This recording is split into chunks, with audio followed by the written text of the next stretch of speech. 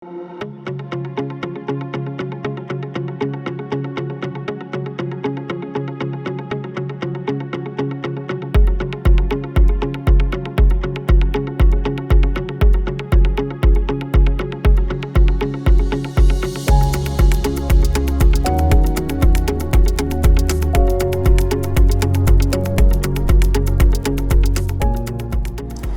with Train. We're back here at Cardinal Elementary going over the air handler drives. Should be air handler 1, 2, and 3. This is the supply fan drive. It's got a bypass, an automatic bypass. It's not the typical kind with a switch. It actually has an automatic bypass which runs off a module.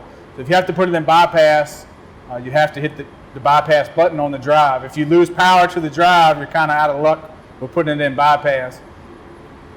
The controls company controls the speed up and down. This just kind of gives you your voltage, your amps, the percentages running. You can kind of see at a quick glance.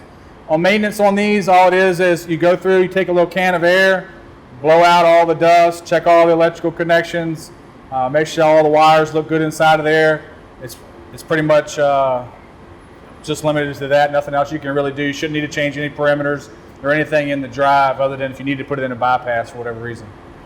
And that's all for the supply fan drives. We'll go down to the return fan drive. It's a little bit different.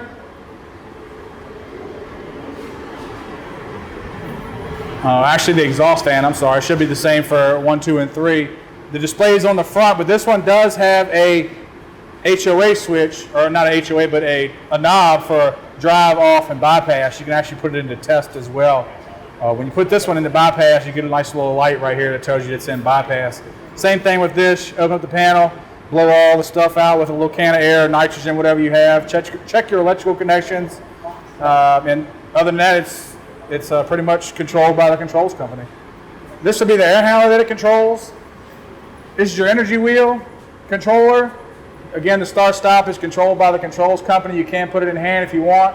There's a belt that goes around it that needs to be checked annually for breaks or cracks or anything like that.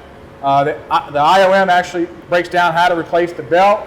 You've got an exhaust fan, supply fan. Belts need to be checked. Bearings need to be greased. That's all laid out in the IOM, of the frequency and the type of grease to use. And then you have a hot water and a chill water coil. It all depends on how dirty they get, whether you need to clean them or when you need to clean them.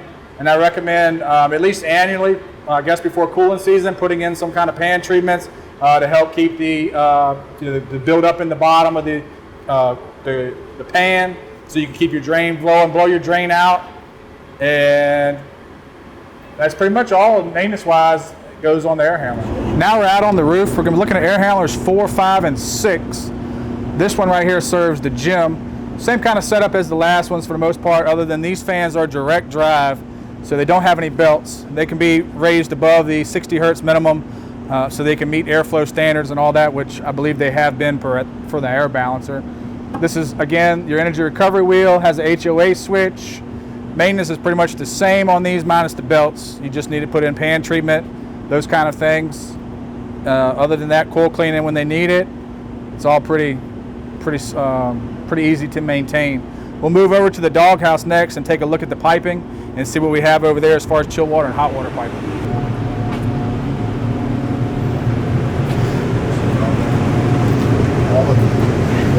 This is inside of the doghouse. You have your control valves in there for your hot water, your chill water coil. It's on the other side. This is basically how you would access if you needed to get to any kind of strainers, to check your actuator to see if they're working. You have pressure gauges in here to make sure you have flow, which you should have some kind of pressure differential drop across the 2 gauges if you have flow. Temperature gauges to make sure you've got hot or chilled water up here.